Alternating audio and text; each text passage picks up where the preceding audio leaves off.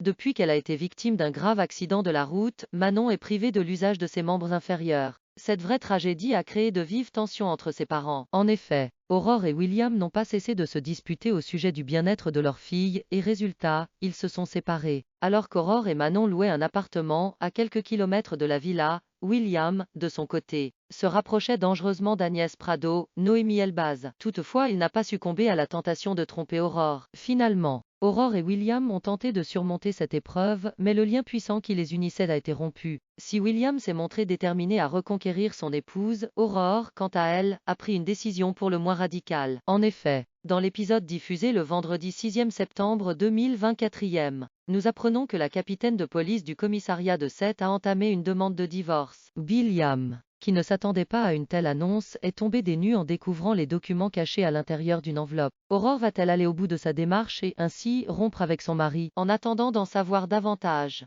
on revient sur le parcours cinématographique de Julie de Bazac, l'interprète du personnage d'Aurore Jacob dans Demain nous appartient.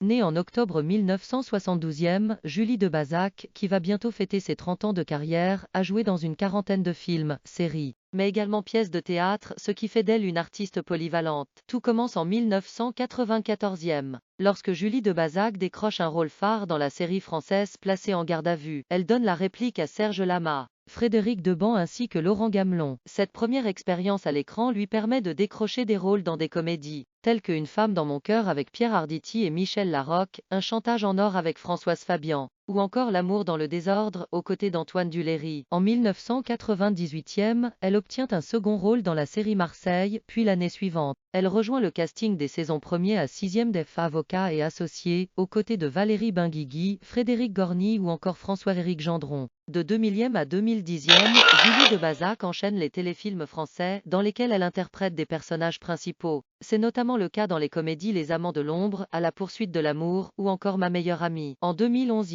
la comédienne se retrouve au casting du premier épisode de la saison 3e de Camping Paradis avec Laurent Ournac. Elle y joue Brigitte, la tante d'Ariane, interprétée par Jennifer Loret, sa camarade dans Demain nous appartient, qui est coiffeuse. Le temps d'un épisode, elle propose ses services aux vacanciers et tombe aussi sous le charme d'un homme. Avant de rejoindre la quotidienne emblématique de TF1, Julie de Bazac fait 2 apparitions dans des comédies dramatiques à succès, À témoin d'un doute, 2017 de Karine Tardieu, Car François Damien et Cécile de France, puis Pupille, 2018 de Jeanne Herry, avec Sandrine Kiberlin et Gilles Lelouch. En plus de jouer dans une trentaine de téléfilms et autres réalisations, Julie de Bazac se produit également sur scène. L'année dernière, elle était à l'affiche de Créanciers, où elle joue aux côtés d'une autre grande star du petit écran, Benjamin Baroche, l'interprète d'Emmanuel Tessier, le directeur de l'Institut Auguste Armand dans la série Ici tout commence. Nul doute, Julie de Bazac est bel et bien sur tous les fronts.